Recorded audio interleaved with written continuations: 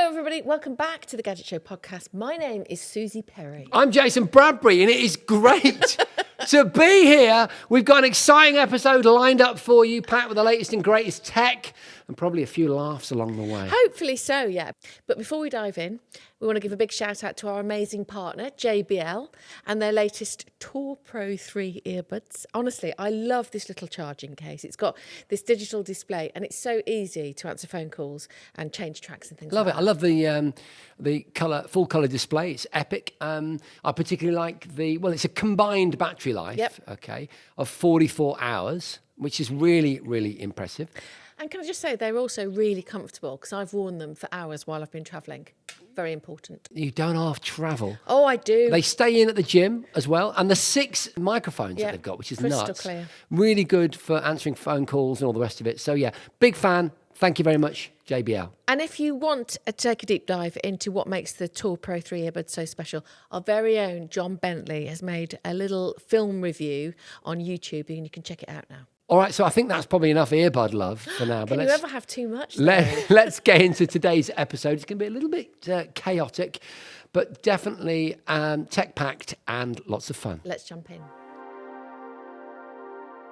So this week on our podcast, we're discussing the history and future of the TV. Former toy designer and now YouTube superstar James Bruton is in the studio to discuss his latest projects.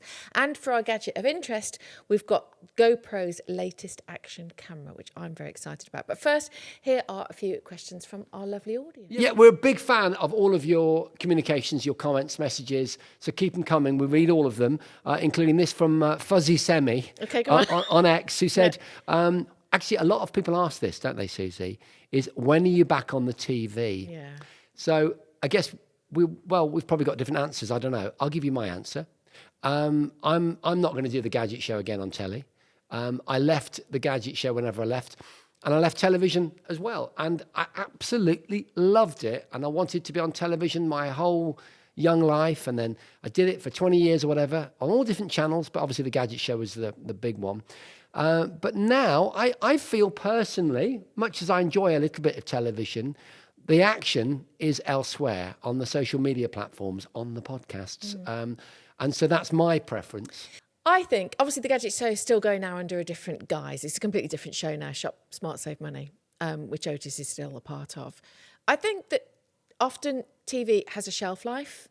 And I think we were in the Gadget Show... Personally, I think when it was absolutely incredible and at its peak with, more than 1 million people watching it and the live shows at the NEC and all that kind of stuff. And tech was at its peak. And tech was the novelty. Consumer was king at that time, and we were on a wave. We were surfing that tech wave. Yeah. And I agree with you. I think it's easy to go, get back on TV. We loved it. But it's quite nostalgic to say that because TV also isn't what it used to be.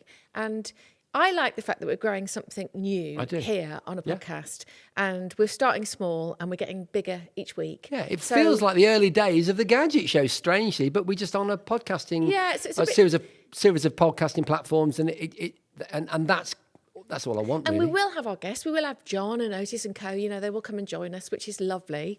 But I think in answer to that question, we're not going to ever see it back on the television again. No, but it's a good question. No, don't feel sad because we've got lots of other ways of communicating. Exactly that.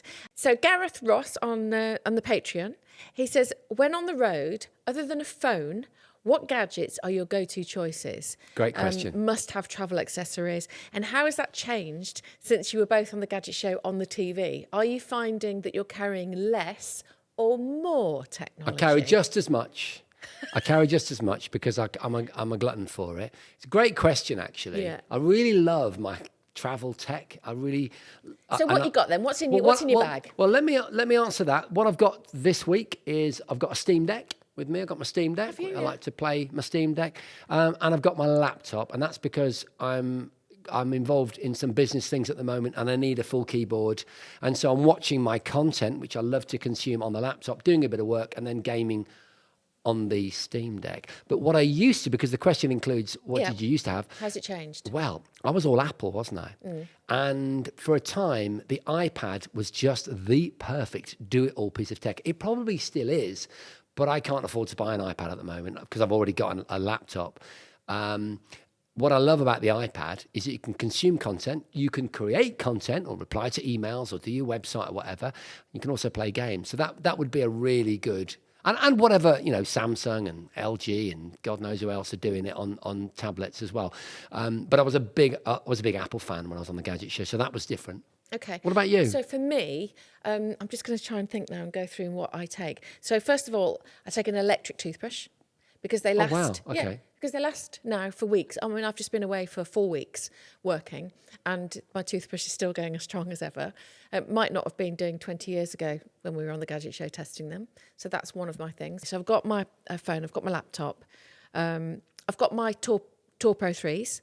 So my earbuds, which is brilliant when I'm on a plane because they block out all the noise, all the annoying announcements and everything. So I can watch my Netflix or Apple or whatever I'm watching at the time. I've also got that little DJI Neo drone. Oh, yeah. The Follow Me drone. Because I wanted to test it and cool. see how it works. Oh, I'll tell you what, one more thing I'd add. I always take my Omnicharge with me, which is this sort of, it's about the size of 2 slices of thick white bread. It's like a charger, but it's like the best charger ever, right? It's got USB-C on it. It's got wireless charging, so I can just put my phone on the top of it. It's got a ton of other ports, but it's so powerful, I can even charge my laptop off it. See, I've got one of those chargers, but mine was 20 quid. I bet yours was much more than that, and we'll do it 10 times faster than mine. It's a couple of £100. I'm not messing about. It's an expensive bit of kit, but it's really heavy duty. You get multiple charges. You can run the Steam Deck off it. You can run your laptop off it. You can run a camera off it. Lights, if you're out doing content or filming. It's a really serious bit of kit, and I wouldn't go anywhere without it. So great question, though, don't you think? Yeah, that is a great question. Thank you so much, Gareth. And I also take, if I'm on holiday, a DSLR with me to take some nice pictures. Right, moving on.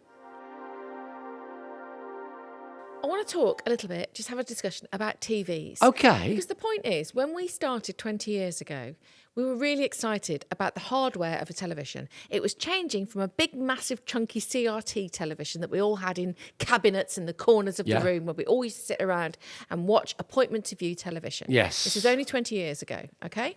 I remember John Bentley, for example, having one of the first plasma TVs. Yeah. And it was, it was a bit chunky. It was chunky, yeah. But to us then, that was a slim telly. Oh, yeah. And he took a chainsaw and he cut through so we could have a look at the technology inside. Incredible. Yeah, and they've gone through different iterations over the years. Obviously, the flat screen and HD revolution. I mean, I remember us getting super excited about HD and doing comparisons in the early episodes of the Gadget Show between it and even CRT, cathode ray tube TVs that could do HD.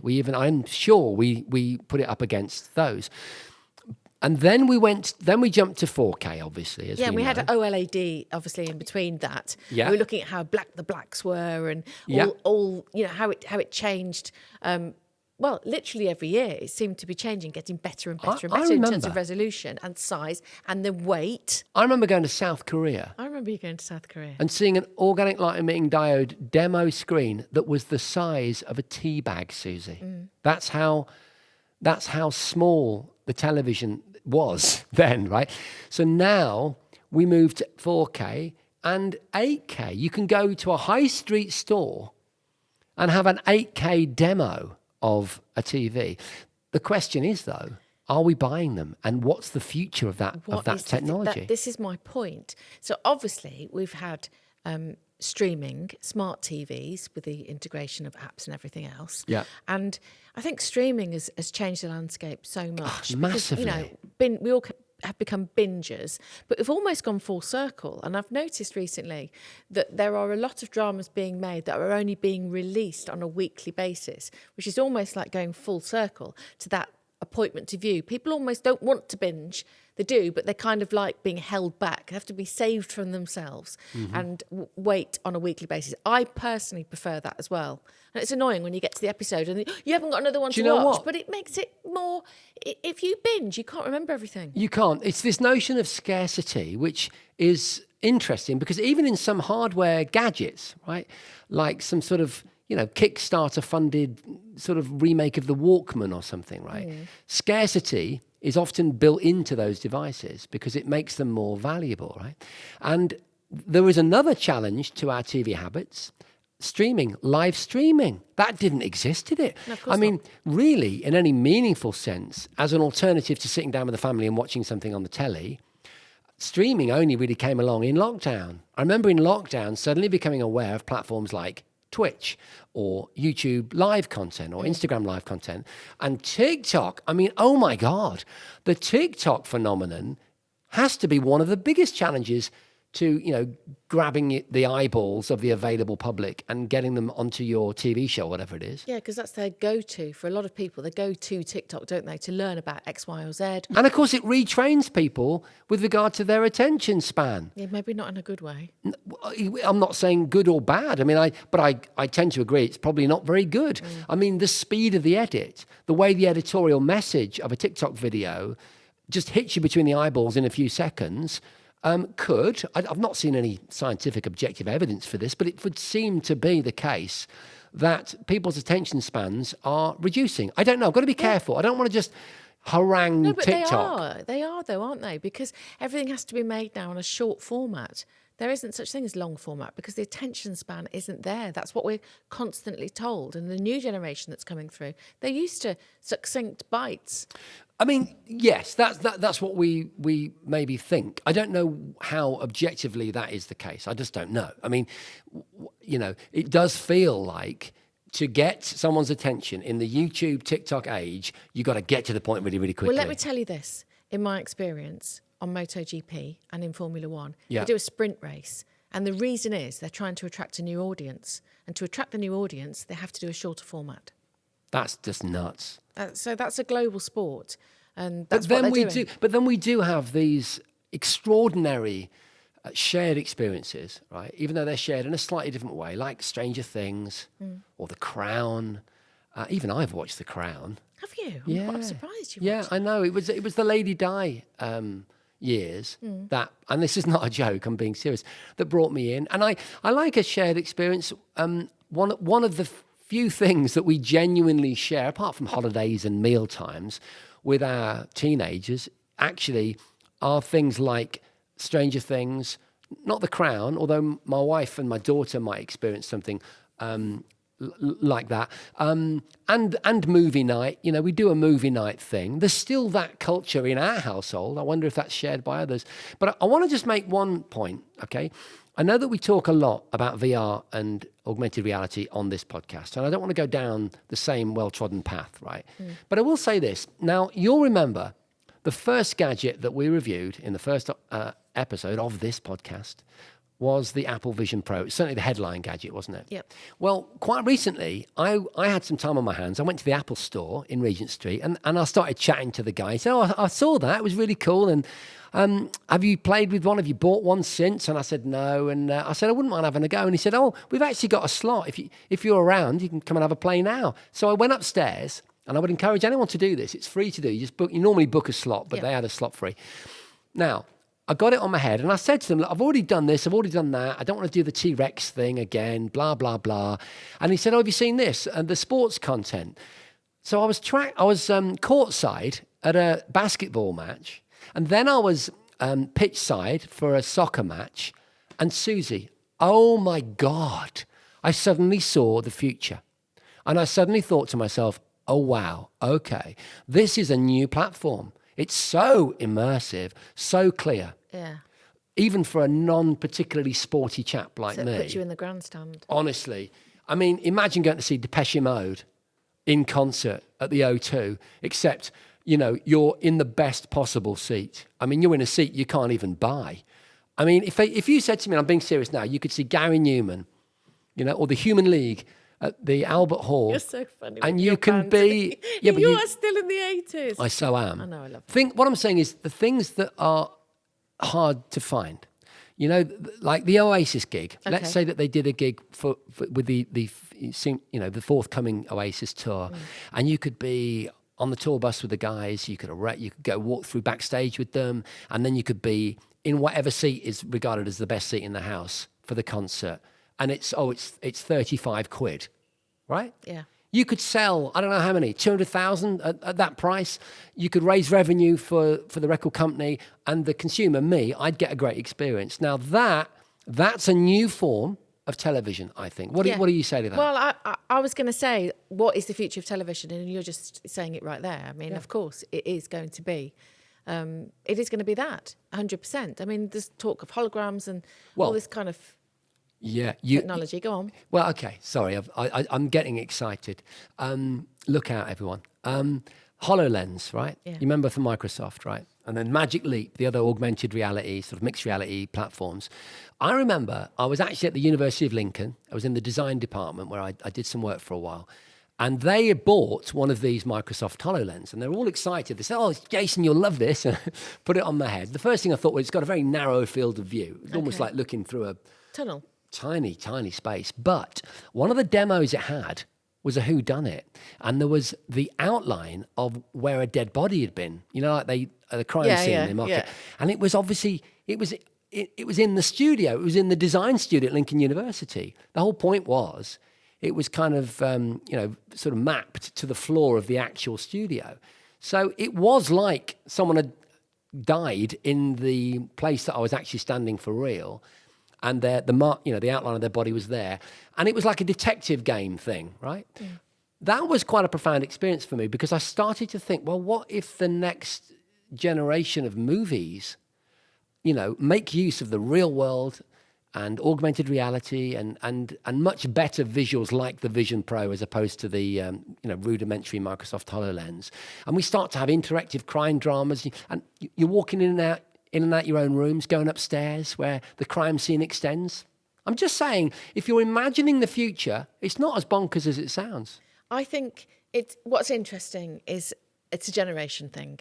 So what's easy about television is you sit there, you switch it on, and you watch it. You don't have to put on a headset. Yeah. You don't have to think. It's just in front of you, and you know how to change channels. So the older, I'm just going to be a bit generational here because I think it's important.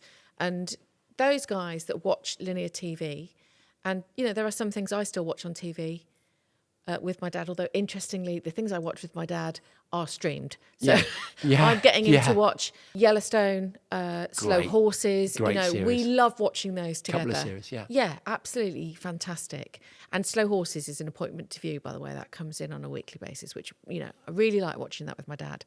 But if my dad had to put a headset on, he's not going to do it. So it's not for his generation. And it's probably not for some of our generation. So if you're over, 40, 50, it might not appeal to you to wear a headset to watch your entertainment. It might do, but certainly going back into the new generations that are coming through, that is the way it's going to go, isn't it? And it's no wonder that TV companies are really struggling because they're not getting the advertising revenue, because revenue now can be pinpointed so much on podcasts, on various different platforms, on YouTube, whatever it may be. They know where their audience is, and the data now that they get, it's so detailed. Yeah, it's no wonder ITV is struggling and Channel 4 is struggling. They are struggling, and BBC. What's going to happen with the BBC and the license fee? All these kind of things are going to affect television and how it's watched, and it's completely changing. I don't know how it can be saved. I really don't. Yeah, but they've got to serve their audience, right? And they've got to provide what people want, and we know. And it's an ageing audience. It's an ageing audience, and that audience has none of the loyalty to the BBC. Like, there is such nostalgia around so many of their IPs that now just won't exist. My teenagers have no loyalty to any particular TV channel or show at all. Their loyalty is to content creators and YouTubers. Yeah. So it's going to be a very interesting evolution. Fascinating stuff. And it comes as no coincidence that our guest today is actually a YouTuber. True. Right, now it's time for this week's guest, and we've got a YouTube superstar in James Bruton. James, welcome to the mate. Thanks for having me. Thank you. All the noises. Thank you for coming in. Well, maybe I should do that in my channel. You need that. Or not. Popular. Yeah. You don't need to take any tips from us, my friend. James, you've got over 1 million You're doing followers great on YouTube. Amazing channel. You're known for your robots, but I want to go back a little bit. Yes. To your days of IT and toys. Just take us through the journey on how you've got to where you are now. Oh, wow. So, I started as an adult building robots in about 2004. And that's before YouTube. So Yeah, that's when we started the Gadget Show, 2004, Yeah, so right, 20 okay. years ago. I was looking for a website about how to build human-sized bipedal robots easily, but I couldn't find one. So I decided that I'd make that website and I'd work out what to do. And so I was sort of like cutting up wood and things. This is before you could get cheap stuff from China on eBay and AliExpress and all this. So I think eBay was probably around, but it's mostly wood from wicks and skateboard wheel bearings and electric drill motors. And I thought at the time, it'd be really good if I didn't have to spend all this money, if it could somehow fund itself. So I started doing this blog on xrobots.co.uk that's still kind of there now. And I was building robots and doing all sorts of things. And then the movie Iron Man came out in 2008. I decided that actually I'd like to do a cosplay because this is before everyone had published CAD and everyone had 3D printers and you could just download and print it. So I decided I'd build an Iron Man cosplay because hardly anyone had one. And in those days, it was sculpting clay and making molds and all those sorts of things. And I started putting this on YouTube, and that's pretty much where the first 50,000 subscribers came from. Because Iron Man was massively popular, big piece of pop culture, and no one else was really doing it. So I worked in IT for many, many years since I finished university in 1997, different times in the IT industry, as you'd imagine. And I had one job for Aon Corporation, the Man U sponsor, like Wayne Rooney with AON on his shirt, big insurance company. I worked there for 10 years. It was actually another company that got bought out, but 10 years doing server support and data center stuff. And in that 10 years, YouTube came along basically, and I started putting this stuff on YouTube. And also 3D printing became more accessible. RepRap project came out of Bath University in 2003. So I remember reading the early blog posts about them, homebrewing this 3D printer that could make parts for itself. And things like Arduino and Raspberry Pi. And then, a lot of Chinese sellers selling lots of stuff, electronic modules, lots of open source libraries, companies like Adafruit and SparkFun Electronics. All this stuff came along pretty much in those 10 years I was there, 2004 to about 2015, something like that. And then a toy company found my YouTube channel and recruited me to go and work there doing prototyping. And that was Blades Toys in Portsmouth. I've seen you talk about this on your YouTube channel. So they're 28% owned by Peter Jones from Dragon's Den. So it's one of his best startup investments from another TV series he did called Tycoon in 2007. So it's basically Blades Toys and Reggae Sauce are the two successful startups that most people have seen on the telly. Yeah. So I did that for a few years, and I slowly dropped days to 2 days a week, and then went full-time on YouTube in 2019. So it's been what's interesting 5 to me years or something. Right. is your journey, which you describe in terms of technological innovations. That's very interesting. I've never viewed the Gadget Show in that way. And on that same timeline, like, Arduino, Raspberry Pi, and all those innovations, that maker culture that suddenly became a thing from about 2004, just as you put it. That's why our show evolved with our own homemade gadgets that we did, or the kind of bonkers stuff that Grant and James were doing, the guys that used to help us with the builds. We were following the same trajectory as you. I've never really thought about that before. And it's like the stars aligned, really, wasn't it, for your YouTube channel? But how would you describe yourself now then? IT, engineer, and also I'm why full-time on robots? YouTube, so that's my job now. Yeah, so YouTuber is the way you would describe yourself? Yeah, and I spent years since I first started doing that website in 2004, saying like, how am I going to make this pay for itself? Thinking how I try and basically not to work for another company and do something for myself, doing what I want. Yeah, and what is it about robots for you? It's not necessarily all robots. Some of the things are vehicles, but they still have the same type of control systems. Yeah, there is because a I know crossover. about engineering. I'm not going to start a cookery channel, basically. So it's what I enjoy doing, and that's why I do what I enjoy as much as I can. The reason I really like your YouTube channel, aside from your delivery, which I just like, I love the way you. When I said I recognise your voice, I was being serious because I've watched a lot of your content. Well, you put a lot of humour into it as well, don't you? Which is nice. Oh, really? I'm not sure about that. Not as much as some people, but it's your humour is very well. It's not. pitched. Let's put it like this. It might be it's not like an forced. English thing that no one else gets. Then No, there's an irony to what you do that I'm with Susie on that. Can I ask you about the ATAC? Because because you bought obviously the little ATAC with you. can you get it up on the table, or is there not enough room there? Do you want to just do that? Because our listeners and viewers are in for a treat, because this is, well, it's the childhood dream of so many people. Yeah, so they made the toy roughly this size for whatever it is, 3 3/4 inch scale, the little, classic Star Wars figures. Yeah. And they made it in the 80s for Empire Strikes Back, I think, whenever that second movie that came out originally. And then they remade them again in the 90s, 2006, and again for Rogue One quite recently. So it's like multi-generational pop culture. Yeah.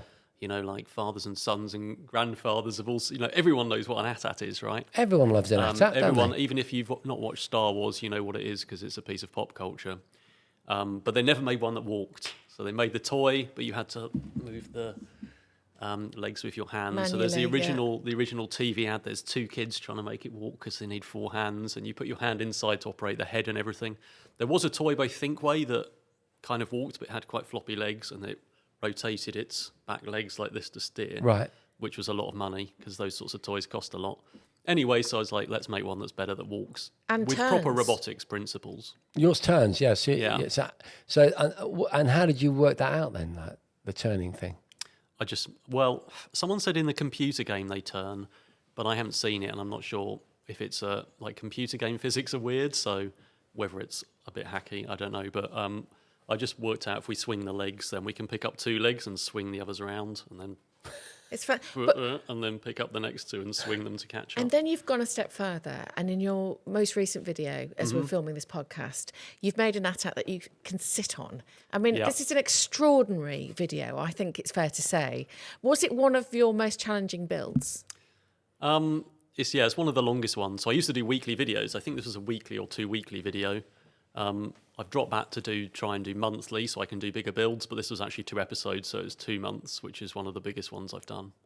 What was the challenge in that? Because obviously, was it a replica? I mean, it sounds a bit stupid as a question, but was it an exact replica of this that we're looking at here in front of us, this mini AT-AT? Sure. So the gearing assembly that you can see in the legs here with these half gears and this little gear that run, and these are parallelograms, and they track perfectly because the centre, if the big gear was a whole gear, the centre and the centre of the small gear is the same distance as the top of the parallelogram, which is something I worked out ages ago. So it's the same gear assembly in the leg, but then they're much bigger motors and lots of bigger plastic gears, but a lot of it is 3D printed still. You mentioned the 3D printing there, which obviously aids you a lot in everything that you do on your channel. But how much does that keep the cost down? So for example, can I just be rude and ask you, like, how much would it have costed to have made that AT-AT that you could sit on? So everything's sponsored, but if you actually wanted to make one, I think probably £3,000 or £4,000. The sit-on one? Yeah. That's not too bad. It's like a small car. However, have you been down the shops in it? No, it does. Oh, so it only does 60 metres an hour. So you need to live quite near the shops. I've got a plan to double it, but that's and only... And have a couple of hours spare. At double the speed, it would still only be 8% of 1 mile an hour. Yeah. So Do you think not the a speedy Empire... process. But I'm interested. Did the Empire encounter the same issues? They were pretty slow AT-ATs, weren't they? I mean, it's the most ludicrous thing, really, to use in a battle. Obviously, even in the movie, they just fly around with a wire. Which brings me to my next question. Go on. Well, I've got the drone. Oh, okay. If you're willing for me to try and fly a cable, that would be my dream. That's what I thought when I watched the video. So I'm going to probably do an upgrades video next year where we make it go faster and put a body on that I can sit inside and maybe put some sort of weapons system on it. I don't know what. We did have like the little snowspeeder toy, and then my friend Matt Denton, who's another YouTuber, had it on a stick and he rode round in the video. So we got the snowspeeder eye view. Shall we put our little AT-AT to one side? Sure. So we can just stop obscuring the view. How do you choose your projects? What's the criteria behind you going, I'm going to do this next? Well, hopefully ones that do well. That's, my job is making things people will click on. So you have to think of what the thumbnail image will be in the title. Yeah. And then no one else has made an AT-AT big enough to ride on, so you can't really fail. So, and you do lots of, because I was going to say the person that you remind me most of is Colin Furze, right? Oh, okay. But of course, that's a compliment, yeah. Yeah, well, no, he's an absolutely amazing inventor. But you've actually shared videos with him on several occasions, haven't you? I've done quite a few videos with Colin, yeah. The we two of did, you together. Have you been in his underground bunker? Yeah, sure. Is it as impressive as it looks on YouTube? It's pretty good. I mean, the fact that it's in a 3-bedroom semi-house, That's what makes it funny. semi-detached house, and not some place in Kensington, Yeah. Yeah, because he's got this car lift thing where he's going to have his car carried DeLorean. underground. Like, plenty of people have those, but not in a, a semi in a residential area. So I love it. James, what I'm interested in is if you can give us a bit of an exclusive, right? Just a rough idea of some cool ideas that you might be working on in the future. So what's coming up? We've got the Maker's Secret Santa again coming out for Christmas. I can't tell you what I'm making or who it's for because it's a secret, and I don't know who's making for me, but that goes around. There's 12 makers around the world. Big loop where we all make a present for each other. So that'll be going out on something like the 18th of December. Ooh, okay. And then next year, probably one of the first videos is going to be another omnidirectional bike. But instead of that's an exclusive. omnidirectional wheels, it's going to have balls. Okay. Okay. A like BB-8 type thing, are we talking? Yeah, probably. You can buy these balls called walking globes, which are for circus performances, like a juggler Oh, walking yeah, on a ball. yeah. So you can get the balls. There'll be 2 of those.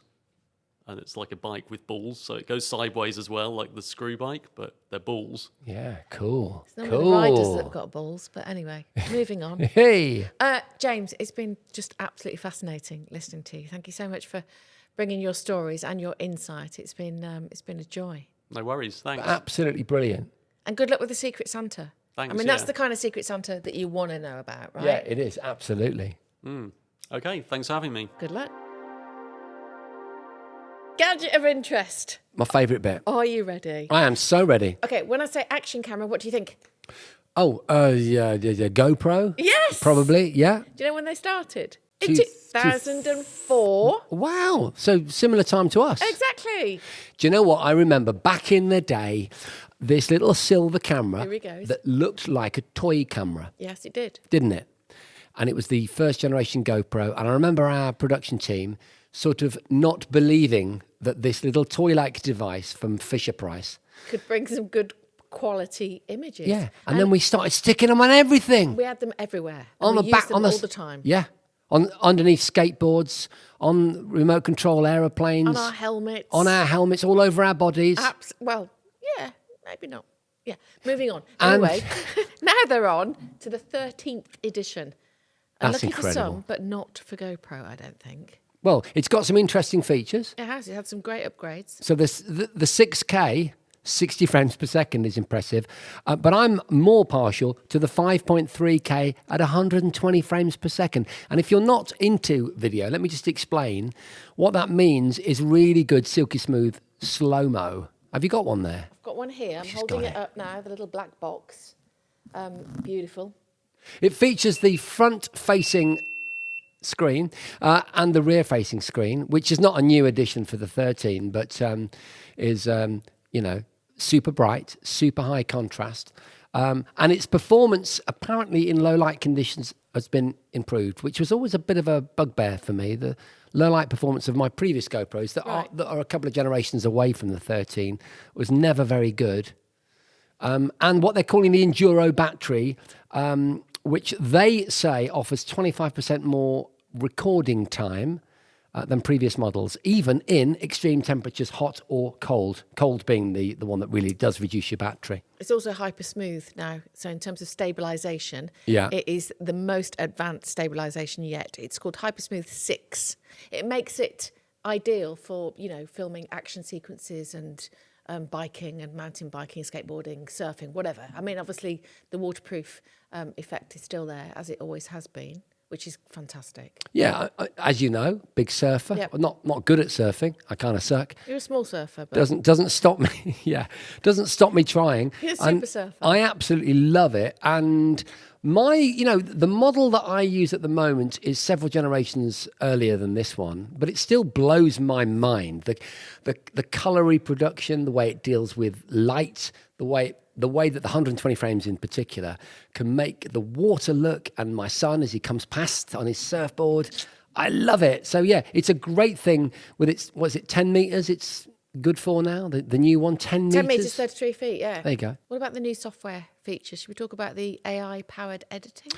Yeah, so this was a feature that I remember them bringing online a couple of gens back, where the app which is rather good. I mean, it was a little bit glitchy a few years ago, but it's a bit more stable now, where the app can intuitively produce an edit, right? Yeah, so it chooses the best clips for you, doesn't it? Yeah. So what are they saying now? That the AI, that they've obviously they're spinning the AI into the whole PR mix, but what is it offering? Like better choices? It's choosing the best clips from your footage to create yourself some instant highlights. Okay. So you don't have to do the work. It's What basically doing the heavy lifting for you. Expanded voice control options, by the way, now. Supports more commands in multiple languages. I mean, I don't, yeah. Well, I'll tell you, from a surfing action point of view, well, I've used my GoPro Hero 10 or whatever it's called for a long time. Or is it an 11? I might have an 11. And yeah, the voice control thing, I wouldn't rely on it. I'm much happier to manually trigger it with my finger. But having a voice option that actually is reliable, I would go for that. Well, it would be interesting. It would be interesting to see how that has been improved then. Yeah. And also, you can do it in multiple languages, which I know would suit you because you are bilingual. Yeah, Multilingual. No. Wi-Fi 6, Bluetooth 5.2, faster wireless connectivity for quicker file transfers and more stable connections to smartphones and other devices. Thank you very much. Thank you, Susie. Thank you. We're just passing this GoPro around to each other and filming ourselves on it, if you're listening, which is why we might sound a bit weird. Yeah, by the way, during that whole sequence, for those of you on the listening side of our podcast, we were just filming with the camera. So ideal, really, for adventurers and content creators, I suppose. Yeah, very much so. Who need a rugged, lightweight camera that can be used underwater or just wants to shoot high-quality footage in extreme conditions. And unlike the Gadget Show, as we have done with previous editions of that particular technology, you probably don't blow it up. Not a good idea. Which I'm pretty sure we did on multiple occasions. No, don't do that. But also, you know, if you are looking to capture cinematic video with minimal setup, then this is probably for you with its AI features. That would be good to do a little test on that. There we go. Right, that's it for another week. But we will be back in just 7 days. I can't wait. With more tech for you. Awesome. Thank you to our partner, JBL, for supporting the show. And if you fancy watching a deep dive into the GoPro13 earbuds, John Bentley's done one on YouTube for you. A little bit of John. We love John Bentley. Thank you, Susie. And thank you, of course, to you. And keep your comments coming in because, as you know, we read them all and you could get featured. And don't forget to check out our Patreon page. It goes a long way to supporting the show. That's it. Lots of love. See you next time. The Gadget Show podcast with Jason and Susie was presented by Jason Bradbury and Susie Perry off the telly. It was produced by Ewan Keel and Tom Clint and is a North One production.